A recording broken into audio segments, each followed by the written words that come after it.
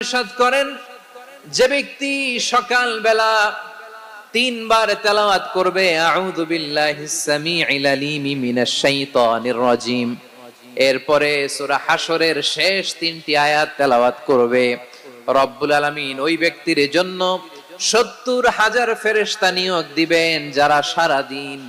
ওই লোকের জন্য মাগফিরাতের দোয়া করবে। শুধু এখানেই শেষ নয়, বিশ্বনবী ফরমান ওয়া ইন মাতা ফি যালিকাল ইয়াউমি মাতা শাহীদান, ওই দিন যদি ওই ব্যক্তিটা ইন্তেকাল করে সে শহীদ হয়ে কিয়ামতের দিন আল্লাহর সামনে দাঁড়াবে। সকালবেলা যদি পড়েন তিনবার আউযু বিল্লাহিস সামিউল আলিম মিনাশ শাইতানির রাজিম তিনবার পড়ে সূরা হাশরের শেষ তিন আয়াত যদি তেলাওয়াত করেন, তাহলে আপনার জন্য আল্লাহ তাআলা ৭০,০০০ ফেরেশতা নিয়োগ করবে।